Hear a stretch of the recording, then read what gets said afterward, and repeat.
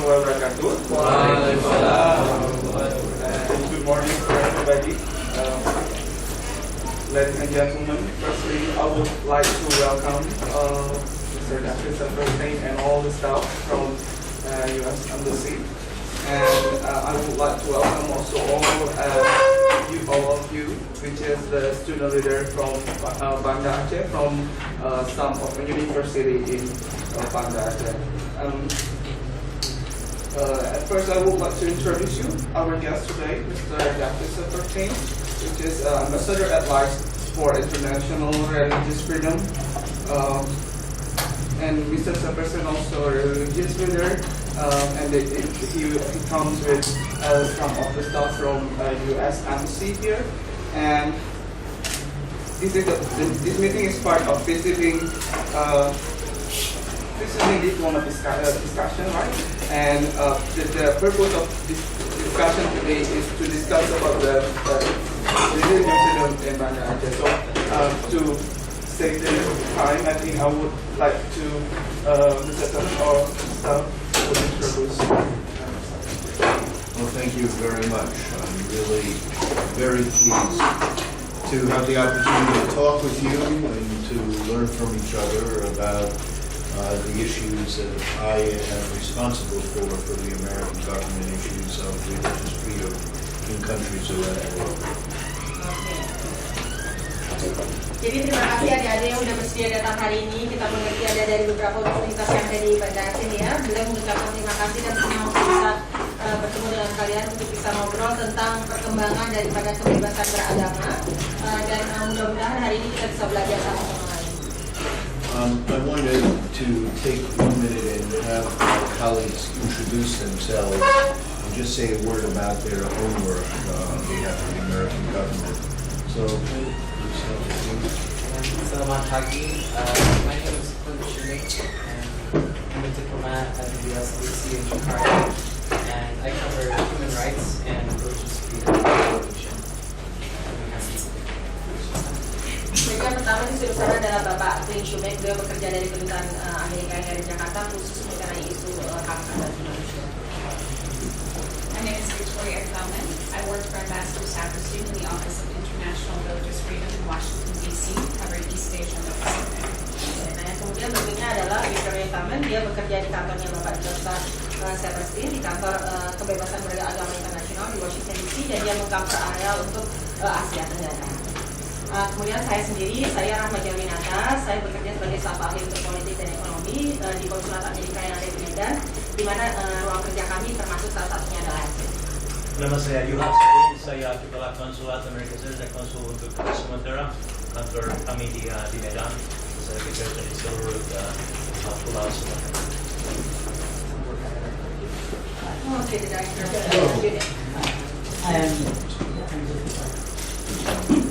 So it's a bit late because we also have the opening ceremony of the international seminar. So and the international seminar is what?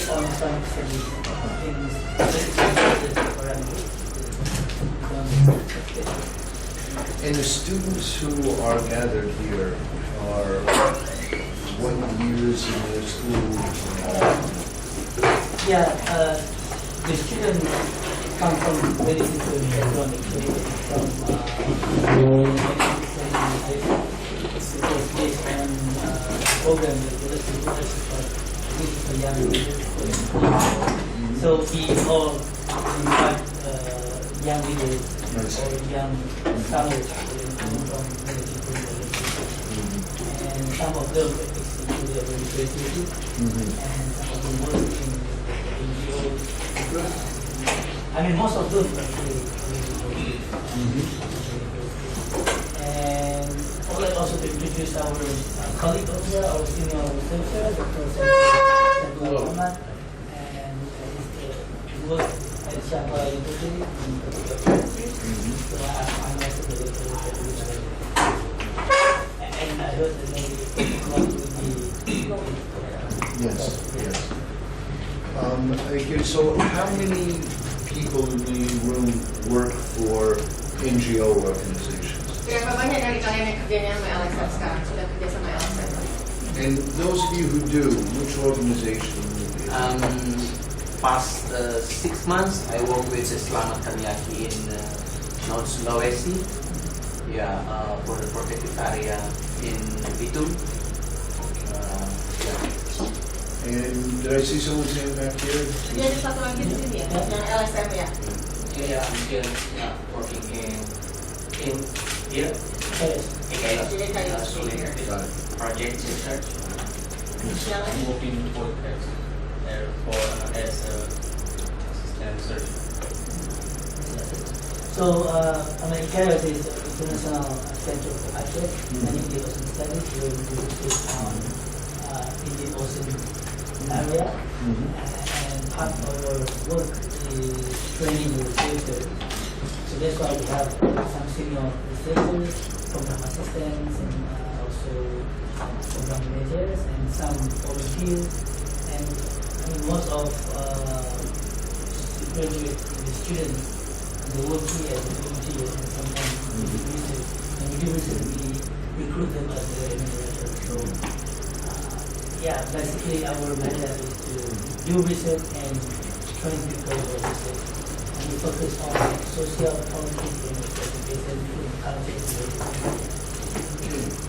So let me talk for a few minutes about my work, and then let's open it up to whatever issues you wish to discuss, any questions that you wish to ask. Ya, jadi dia akan cerita sedikit tentang pekerjaannya, kemudian kita bisa masuk ke dalam diskusi di mana bisa tentang apa saja kalian bisa bertanya. The 40 years, more than 40 years ago, nearly 50 years ago, the United States government created a division of its State Department, its foreign ministry, dedicated to promoting human rights across the globe. Jadi sekitar 50 tahun yang lalu itu sebenarnya Kemenlu Amerika Serikat menciptakan sebuah divisi yang memang bekerja untuk mendukung HAM di dunia.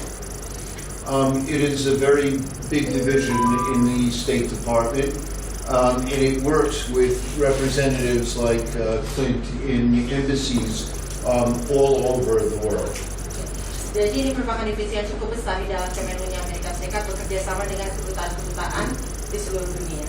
Among the fundamental human rights that are protected under international treaties, such as the Universal Declaration of Human Rights and the International Covenant of Civil and Political Rights that both Indonesia and we are signatories to, is the right of freedom of religion. Beberapa hal fundamental yang melekat dalam perjanjian internasional tentang HAM itu termasuk di mana ada juga perjanjian tentang HAM dan hak-hak sipil dan politik. Di dalamnya itu tercantum juga hak untuk kebebasan beragama. These international human rights documents, Article 18 in both of them says that freedom of religion includes the right to practice your religion freely, to choose your religion, to change your religion, to teach your religion, to get together with people who share your religion in community, where community practice is an important part of your religion.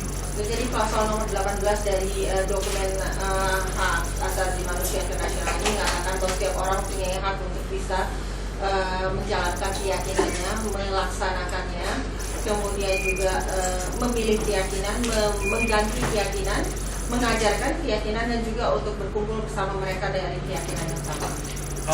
In the late 1990s, the Congress of the United States noticed that many of the international human rights organizations were not paying attention to freedom of religion as much as they were to other core human rights, freedom of speech, freedom of the press, freedom of assembly, freedom to protest, and they wanted to do something to give greater attention to the issue of freedom of religion.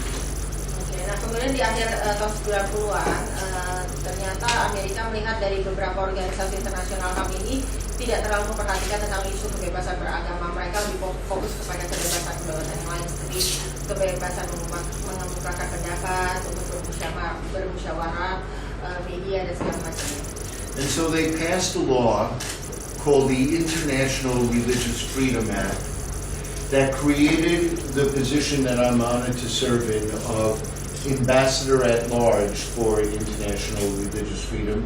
The term Ambassador at Large means an ambassador with responsibilities to all countries rather than to just one country.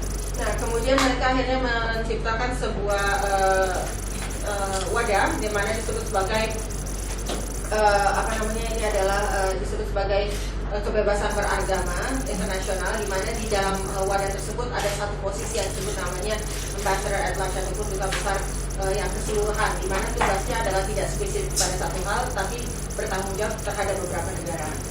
I have a staff of 25 people like Victoria, who focus on different areas around the world or different issues of particular concern in addressing religious freedom. Nah, kemudian di kantor beliau ini ada 25 orang seperti Victoria yang ada di sini salah satunya, bekerja di bidang yang berbeda-beda untuk isu yang berbeda-beda. And the bill, the legislation that created my position designates the ambassador at large as the principal advisor to President Obama and Secretary of State Kerry on issues of religious freedom. Nah, kemudian berdasarkan undang-undang, maka posisi beliau ini ditujukan adalah untuk sebagai penasihat bagi Bapak Presiden Obama dan juga Kemenlu Amerika Kerry mengenai hal kebebasan beragama. And just as we have a report on human rights generally that has been produced for over 40 years, assessing the condition of human rights in every country across the globe. The legislation that created my office also mandate that we produce an annual report looking at the state of religious freedom in every country across the globe. Nah, kemudian kantor beliau ini selain daripada melihat laporan HAM yang sudah berlaku selama 40 tahun, di mana mereka melakukan assessment di begitu banyaknya negara, jadi tugas daripada kantor ini juga untuk mengeluarkan laporan tersebut.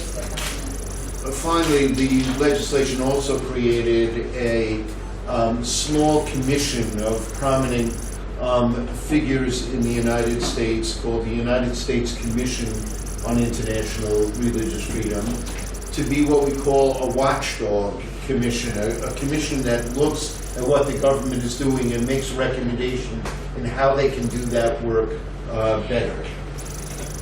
Dan kemudian juga dibentuk juga sebuah komisi dari tokoh-tokohnya Amerika yang cukup tinggi, yang cukup tinggi jabatannya, untuk bisa menjadi seperti pengamat dalam penerapan kebebasan beragama internasional ini. Jadi sifat mereka akan mengamati ataupun mengobservasi apa yang dilakukan oleh pemerintah, kemudian juga memberikan rekomendasi untuk pemerintah.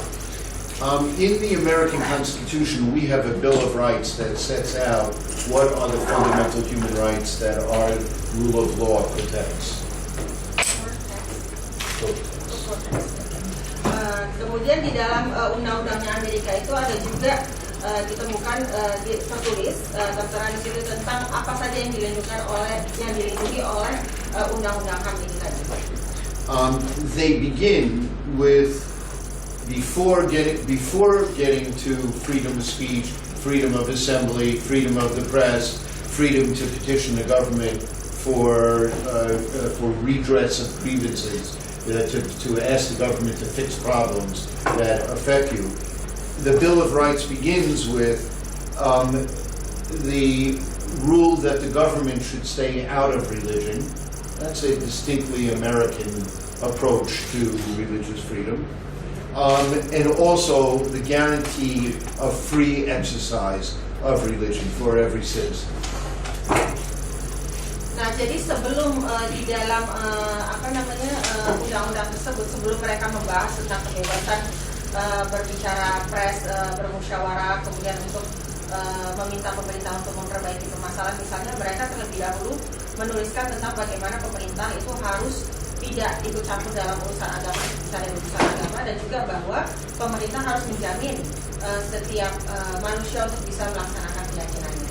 And there is one other constitutional provision that says that there shall be no religious test to hold any office of any government level in the United States.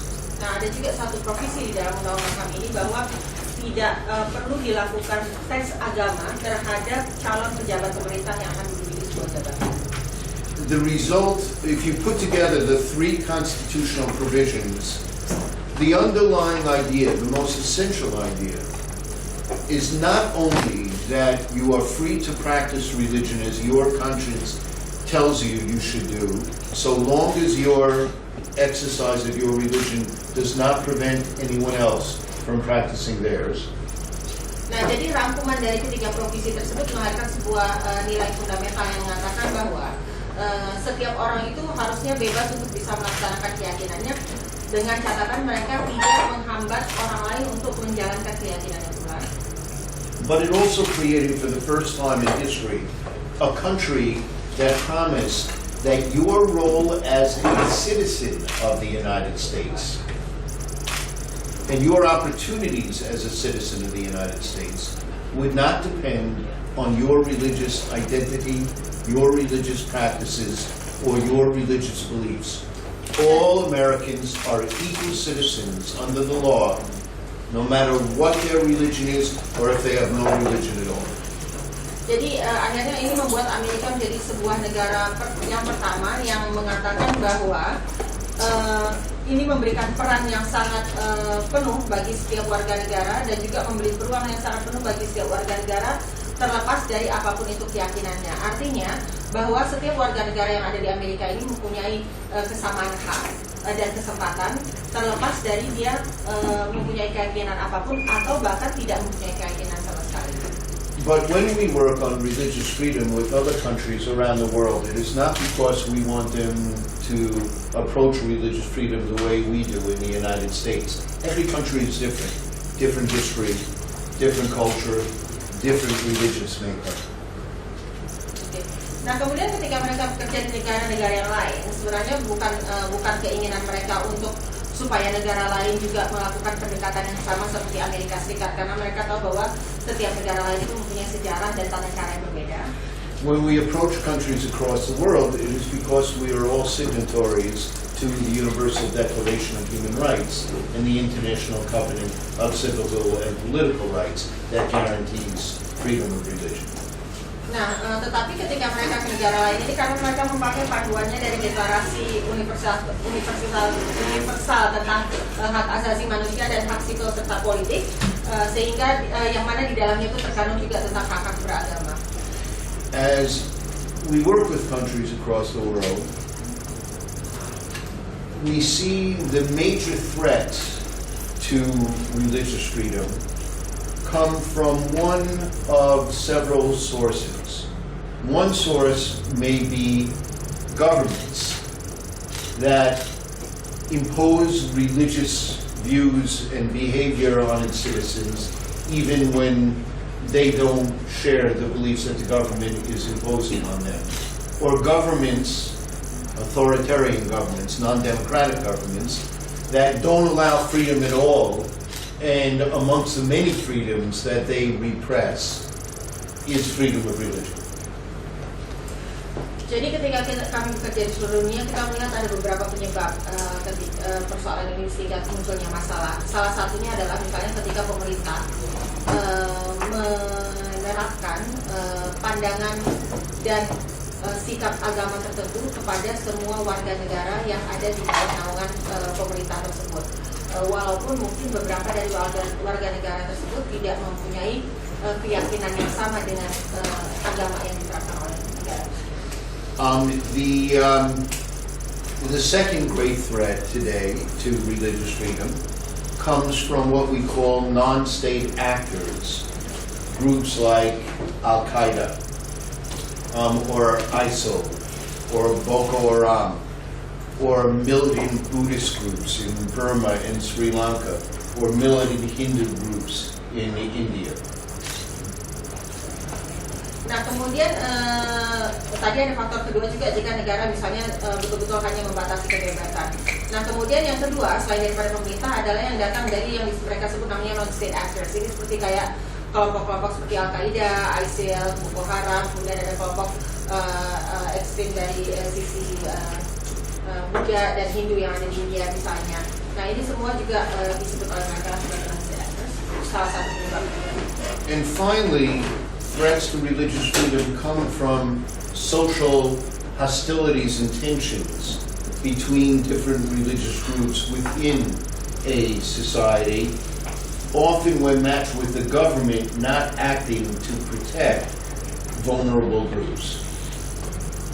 Nah, kemudian sering sekali hak beragama ini terbatasi dikarenakan adanya tekanan daripada sosial, adanya tekanan dari masyarakat yang ada di dalam lingkungan tersebut ketika mungkin masyarakatnya ini sepaham dengan pemerintah yang menerapkan sebuah sistem tertentu dan pemerintah tidak melakukan apapun.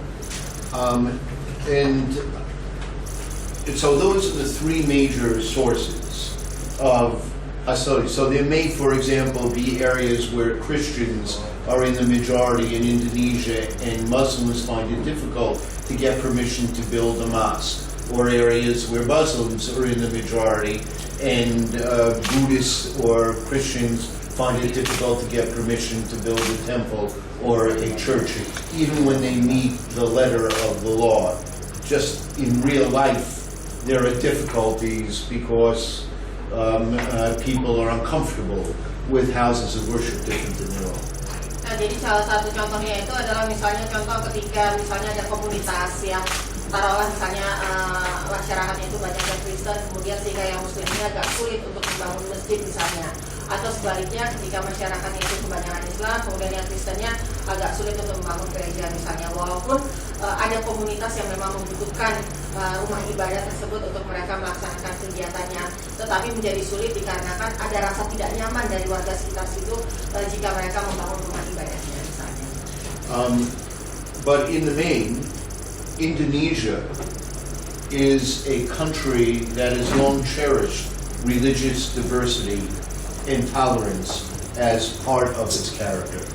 Nah, tapi Indonesia ini termasuk adalah negara yang dikenal sebagai negara yang memang betul-betul mendukung diversitas agama dan toleransi beragama. And the fact that you are the largest Muslim country in the world, and you are the third largest democracy in the world, which we sometimes forget, the third largest democracy in the world, makes you a very influential country and an important partner to countries like the United States and other democratic countries who share your commitment to both religious life and to democracy.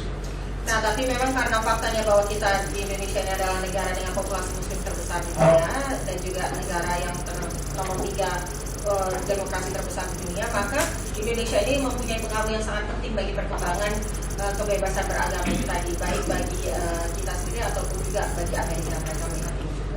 So when I travel to countries like Indonesia, and I have held this position for 21 months and traveled to some 30 countries,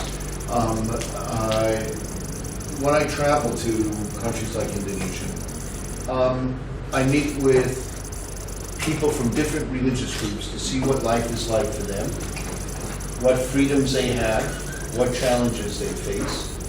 I meet with civil society groups who help me understand how the country addresses issues of human rights and protects human rights.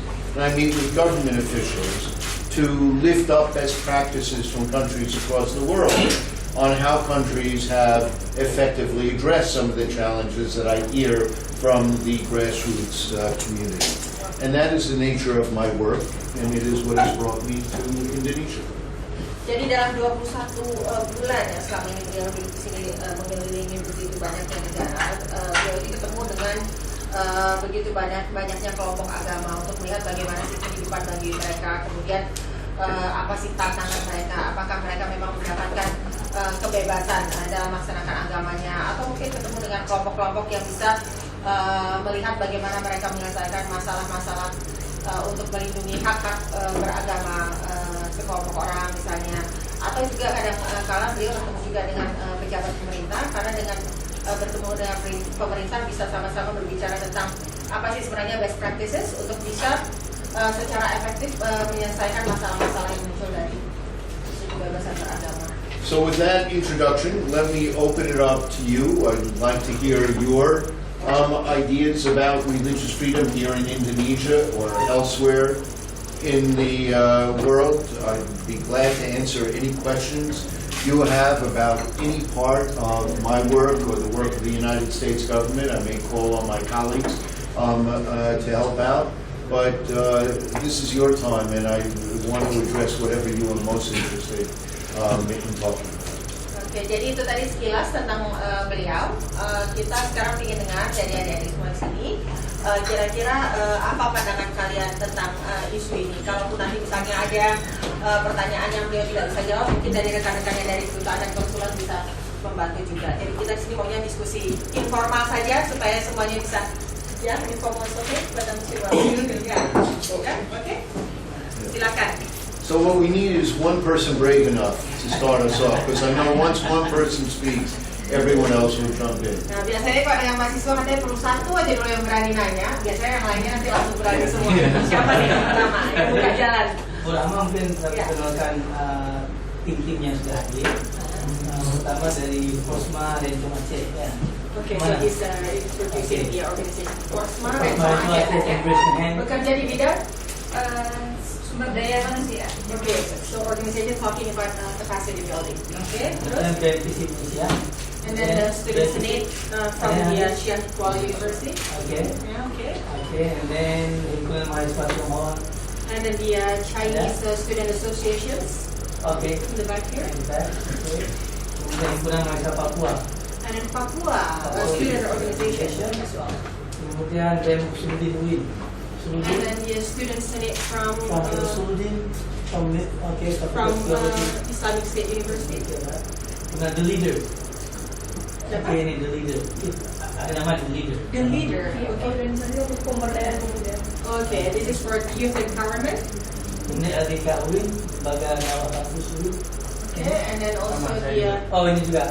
Perangkat Jabatan.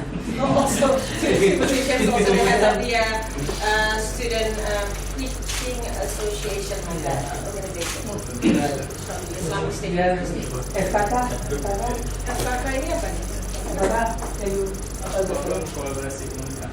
Forum kolaborasi Fokusnya di bidang Ini merupakan suatu forum menggabungkan komunitas di mana berbagai bidang. okay, so this is actually a forum of multiple organizations, so like an umbrella. Lembaga payung, Mbak. Umbrella. Kemudian BEM Fakultas Hukum Indonesia. And then here from the law faculty, the students get from law faculty, Chiang Kuala University. BEM UIN. And then Oke, BEM UIN. Islamic State. BEM Dakwah. Dakwah UIN. Itu juga MG. Nah ini sebenarnya. And also the Islamic student organizations for Bangladesh. Oke, tidak untuk Great, very good. Let me ask a question before we begin. I noticed somebody wrote this down in front of me, which is fine. All I just want to know, am I talking on the record or off the record? The only difference is how easy I will be with jokes. If this is off the record, it's one thing, it's on the record, I just want to know. If anyone's going to publish anything about this, whatever it is, I don't care what the answer is, I just want to know. Actually, when we have regular seminars here or guest lectures, we usually make a video and then we record and then we Consider it on the upload record it then. to our website. Got it. Okay, that answers our question. But I mean, so far, what you said is just on track. I think. No, it's fine, either way, I just wanted to know. No problem. Okay, got it. All right. Let's But go. if you mind, No, go ahead. we don't upload it, so we just keep it over. Let's look at the end. Okay? All right. Who wants to start us off? Jadi yang pertama siapa nih yang buka jalannya? Ayo. Oke, Okay. silakan. And tell us your name and. My name is Ibnu Fajar. I represent from CCIS, Central for creative industry of Kuala University, and I also ever work with North Sulawesi past 3 months, and ya mungkin campur kali ya bahasanya. Ya Pak, bahasa Indonesia juga boleh. Jadi keanekaragaman beragama di sana juga unik sama kayak di Aceh. Saya tinggal di Aceh tahun 93 sudah. Jadi sepanjang saya punya pengalaman berjalan atau ke tempat-tempat lain, hanya ada satu yang mengganggu dalam aktivitas saya kemana-mana pergi dan belum mendapatkan informasi yang tepat dengan kalimat teroris.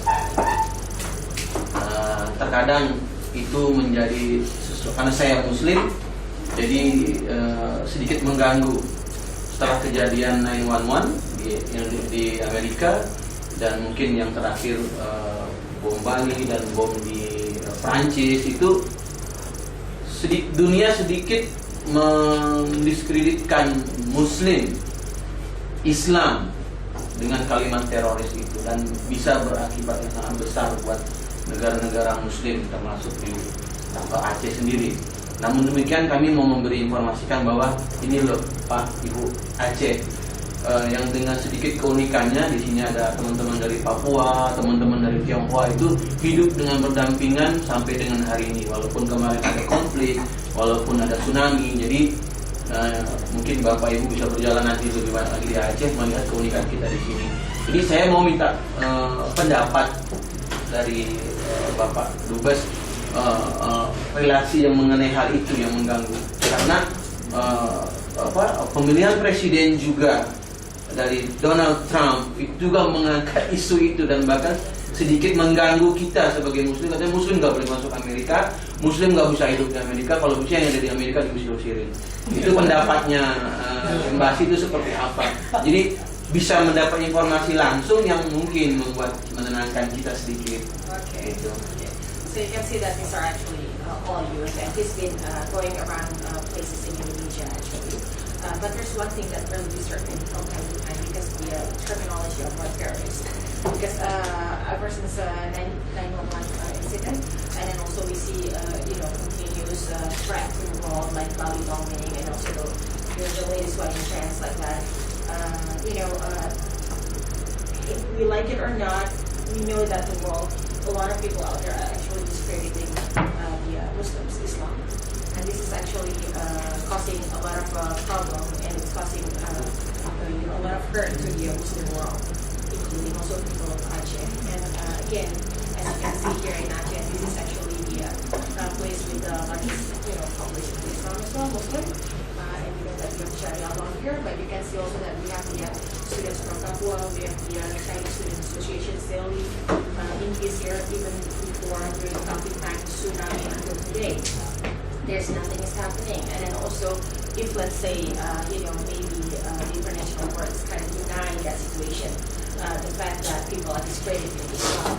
But we can also see through the presidential election, because we've seen on TV how one of the candidates, Donald Trump, actually mentioned that Islam is quite dangerous for the U.S., and the fact that Islam will not be allowed in the U.S.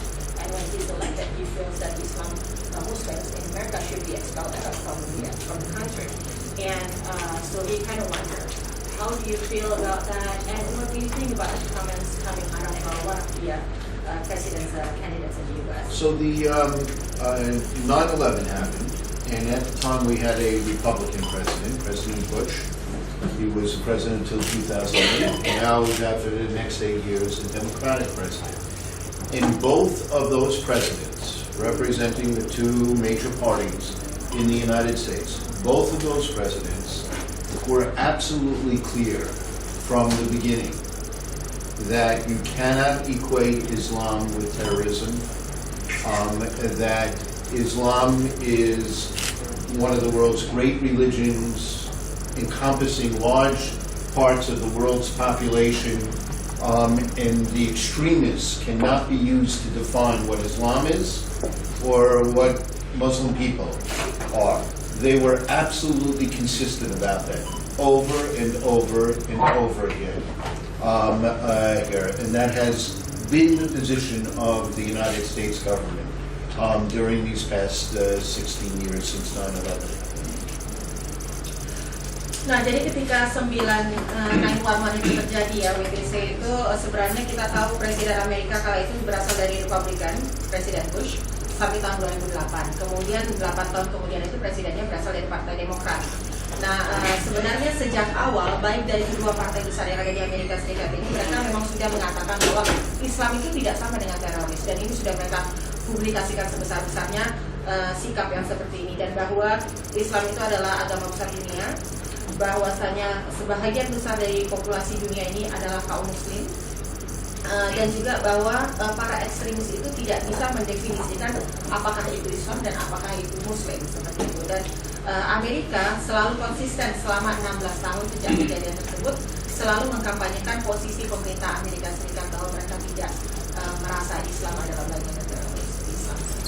Secondly, after 9/11, there were individuals in the United States who were frightened of Muslims and didn't want Muslims in their own communities or building their mosques in their areas. Wherever that happened, the major religious leaders of America got together, not Muslims, it included Muslims, but all major religions in the United States. The key leaders got together. They created a coalition called Shoulder to Shoulder. It's a idiom in English that means we stand together. We stand shoulder to shoulder. So they called the coalition Shoulder to Shoulder to say that Muslims have the exact same rights that all other Americans have, and anywhere that you could build a Buddhist temple, a Hindu temple, a Jewish synagogue, a Christian church, you could build a mosque. And in every case where there was a dispute, the vision of America, that is the normative vision of America, the mainstream vision of America, prevailed, and the mosques were allowed to be built, and it never created any tension or problems. Nah, tapi kita tidak bisa pungkiri memang ada mungkin individu yang takut dengan Islam sejak kejadian 9/11, di mana mereka mungkin ketika misalnya ada umat Muslim yang mau membangun masjid misalnya di daerah kawasannya, mereka menolak itu, atau misalnya ada yang tidak suka dengan Muslim yang tinggal di daerahnya misalnya. Tetapi ketika ini terjadi, maka para pemuka agama Amerika Serikat, mereka itu sebenarnya membangun sebuah koalisi yang mereka sebut namanya koalisi bahu-membahu, shoulder to shoulder, yang mana dalam istilahnya Amerika ini adalah untuk menyatakan bahwa mereka berdiri bersama-sama seperti itu. Jadi mereka bersama-sama untuk mengatakan bahwa sebenarnya setiap Muslim yang ada di Amerika itu mempunyai hak seperti warga negara Amerika lainnya, dan bahwa sebenarnya ketika terjadi sebuah perselisihan seperti itu harus ditiadakan, diselesaikan, karena mereka mempunyai hak untuk membangun rumah ibadah. Setiap warga mempunyai hak untuk membangun rumah ibadah apapun sesuai dengan keyakinannya. Third, in fighting the war against terrorism, there were some who argued we should focus on the Muslim community because they argued that a majority of the terrorism around the world happens from Muslim sources. And they tried to target this. And again, the same coalition of religious leaders together with civil liberties and human rights advocates said that is not only a violation of the equal protection requirements of American law, but it was not an effective way to fight terrorism here. And working with the FBI, our Federal Bureau of Investigation, and the local police, including the New York police, and the TSA, who handles security at the airport, we worked out much better ways of being more effective in ways that did not single out Muslims. It may still happen, but it no longer happens as a matter of policy, and if it is a pattern, then Muslim advocates have gone to court and forced changes through the courts. Nah, kemudian banyak yang mengatakan bahwa ketika Amerika dalam usahanya untuk mematikan terorisme, bahwa mereka itu harus fokus hanya ke Muslim saja. Tetapi kemudian dari koalisi yang sama, dari shoulder to shoulder tadi, bersama dengan organisasi HAM mengatakan ini adalah pelanggaran terhadap hak-hak umat Muslim untuk mendapatkan perlindungan ataupun rasa perlindungan seperti itu. Dan juga dari assessment mereka mengatakan bahwa ini sebenarnya bukan cara yang efektif jika kita hanya fokus ke Muslim saja. Nah, akhirnya mereka memutuskan bahwa mempunyai strategi di sini bahwa untuk mengurangi terorisme itu FBI bersama dengan polisinya Amerika, bersama dengan keamanan bandara, mereka bekerja sama untuk menciptakan sebuah sistem yang lebih komprehensif yang memang bisa mengamati semuanya secara keseluruhan. Dan jika pun misalnya, jadi secara kebijakan memang tidak pernah dikatakan untuk hanya mengkhususkan untuk mengecek yang Muslim aja, misalnya seperti itu. Tetapi jika pun misalnya dalam proses ini masih ada pejabat ataupun aparat yang misalnya tendensinya tidak mengikuti polisinya mereka, maka biasanya itu dari Muslim advokat itu bisa membawa si pejabat tersebut atau si petugas tersebut ke dalam pengadilan seperti itu, karena memang ada undang-undang. Now, I could stop here and see if anyone noticed that I had ducked the question about Mr. Trump. Nah, jadi dia bisa stop sini, mungkin kalian ngelihat nggak tadi kok dia sebenarnya nggak terlalu menjawab tentang Trump. Because you But I the will now, number answer I three. will now, We wait for number 4. I will now wait. I'll now answer that. Yeah. No matter what, a presidential candidate can say absolutely anything he or she wants to argue. They're free to say whatever they want. Nah, jadi sebenarnya kandidat presiden itu sebenarnya bisa dia mau ngomong apa saja, terserah dia mau argumennya apa saja karena mereka bebas. But once they become president, they can only act under the Constitution of the United States. And that's why I began the way I did. The Constitution would absolutely bar singling out any group because of their religion and treating them differently than they would treat any other group. Everyone, every lawyer, every law professor in the country, whether they are conservative or liberal, Republican or Democratic, agrees to that principle. Nah, tetapi ketika si kandidat presiden ini kemudian sudah jadi presiden, maka segala sikap, keputusan dan kebijakan dia itu harus sesuai berlandaskan dengan konstitusinya Amerika. Nah, artinya bahwa semua pejabat hukum yang ada di Amerika sudah mengerti soal ini, dan ketika memang terjadi satu kelompok yang mendiskreditkan kelompok yang lain, maka ini akan bisa ditetapkan sebagai melanggar konstitusi. I will note that even Mr. Trump has stepped back from the positions that you have said because of criticism within his own party on this. But should a president try to act in that kind of vision, it would be impossible under the laws of the United States, and the Supreme Court would stop it. Oke, mungkin kalian juga melihat bahwa kandidat Trump ini beliau itu sudah sedikit lebih mundur ya dari sikapnya yang kemarin itu, karena dia mendapatkan komplain dari partainya sendiri. Tetapi jika pun misalnya siapapun itu menjadi presiden Amerika Serikat, tidak akan mungkin dia melakukan hal-hal yang bisa melanggar konstitusinya Amerika Serikat. Next. Bismillahirrahmanirrahim. Terima kasih buat Bapak telah menjelaskan tentang ataupun berbagi pengalaman tentang di Amerika Serikat bagaimana kan. Jadi yang ingin saya tanyakan tentang tadi Bapak telah menjelaskan ketika mau masuk pemimpin itu tidak perlu tes keagamaan.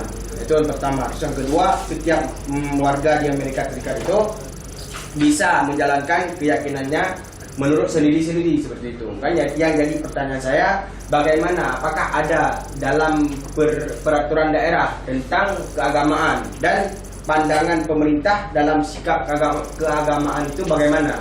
Apakah mereka agama itu dinomorduakan ataupun bagaimana? Ini itu dijelaskan. Terima kasih. So you mentioned about how there's no need to do like a religion test for an official, right? And then also you mentioned that how in the U.S. that everyone can just run for the religion. And then so you wondered, is there any local law in the U.S. that talks about religion? And then also what is does that mean? Does that mean that the United States see the hierarchy of religion as number like 3 or maybe not the first priority? No, the reason, I mentioned before that there is a clause in the Bill of Rights called the No Establishment of Religion clause that we understand as separating government and religion. Jadi sebenarnya ada satu klausal yang dimana di situ disebutkan tidak bisa diestablish sebuah bentuk agama, di mana maksud daripada klausal itu adalah pemisahan antara pemerintah dan agama. What it says is that the government must always be neutral about religion. It cannot interfere with religion in any way, and it cannot assist the religion in any way. It has to keep its hands off of religion.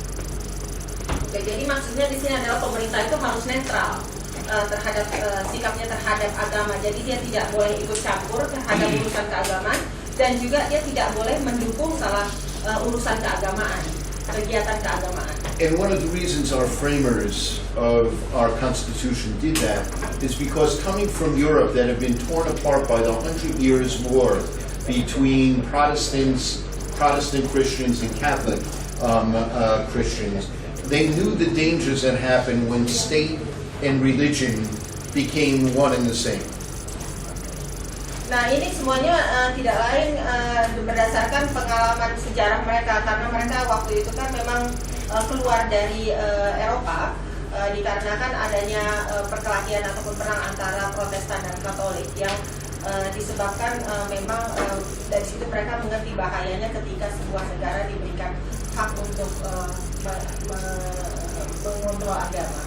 Now, we don't say that that is a model other countries have to follow.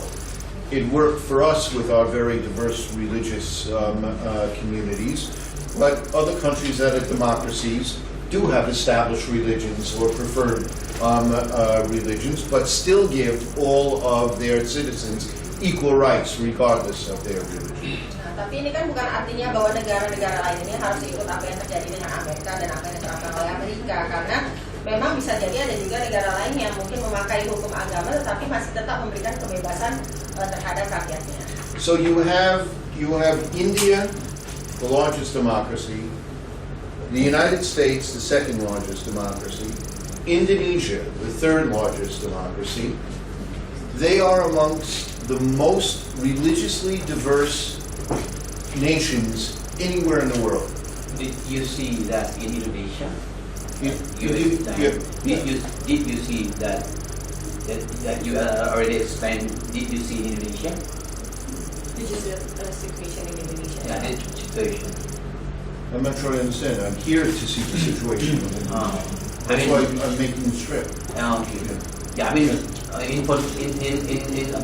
dalam pandangan Anda apakah itu terjadi di Indonesia yang sudah tadi dijelaskan? Oh iya, ini makanya yang dia jelaskan ini berdasarkan dari report, berdasarkan dari studi mereka. Okay. So because your statement is actually based on the studies, right? Yeah. Yes. Berdasarkan dari hasil studinya mereka. Yeah. Jadi negara terbesar demokrasinya yaitu India untuk dunia, kemudian yang kedua adalah Amerika, yang ketiga adalah Indonesia, dan yang kita temukan dari studi tersebut mengatakan bahwa ternyata 3 negara terbesar demokrasi ini semuanya adalah negara dengan diversitas agama yang sangat kaya sekali. And all 3 of these democracies actually deal with religion differently. Ya. Dan ternyata ketiga negara yang punya demokrasi yang besar ini, mereka menangani urusan agama dengan cara yang berbeda-beda. Yeah. For us in the United States, keeping government out of religion allowed religion to flourish and grow in the United States without government control, without government interference, relying on the beliefs and the creativity of the American people. And we have rates of people going to worship regularly, believing in God, believing religious values central to their lives that rival Indonesia and India, and the 3 of us surpass all the other democracies in the world. No other democracy is close to the 3 of us in